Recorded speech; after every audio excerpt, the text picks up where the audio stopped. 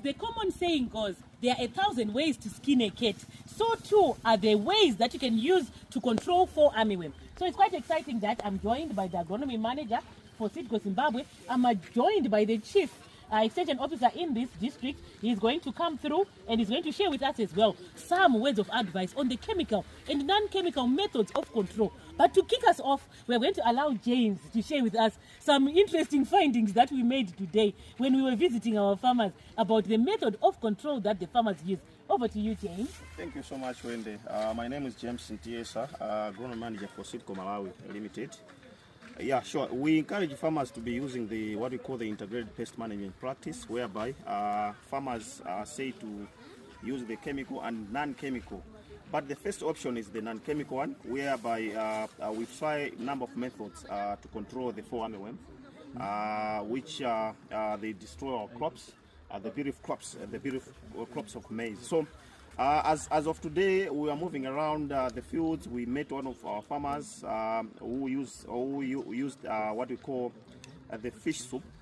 They used the small fish soups. He boiled the fish, and then after the soup was cooled, and then he tried to take the few drops of the soup, pouring onto the top, the tip of the maize crop here. Oh, that's interesting. Yes, very interesting. And Yeah. then after some time, the ants were gathering on top of the tips, and then that's how the fall armyworm was destroyed by the. So the concept is to Yes. introduce a soup which is going to attract the ants, Oh, yeah. and the ants are going to come in to following the soup, Yes. the smell of the smell of the soup, Oh, yeah. and then they will come in, and then the fall armyworm will be there, vulnerable, and then the ants will consume the fall armyworm. So this is an integrated approach. But now we want to hear from the IDK who is here, who is going to share with us what they recommend standard practice, because in extension we believe that we need to employ good standard practices, couple that with farmer experiences, because you can never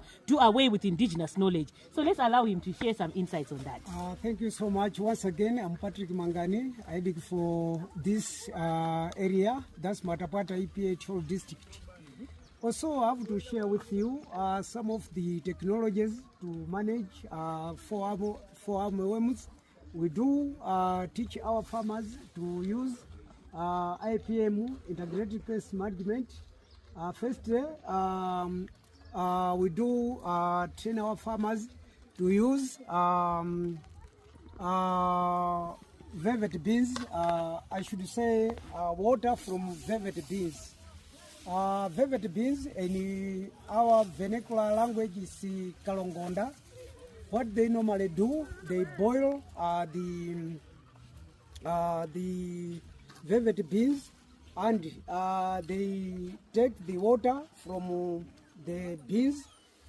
Then they wait for just a day, and they must have at least little bottles, and they put or they pour the water in the bottles, and they perforate the lid or the cap. Thereafter, they have to squeeze the water into the funnel. Once it reaches here, the fall armyworm here will die or will come out. In so doing, we have managed fall armyworm. The other thing is we do use to manage fall armyworm. We do use chillies. What we normally teach the farmers, we get fresh chillies, which is mature. We do pound in the mortar. Thereafter, we add some water. After adding the water, we take or we filtrate the mixture.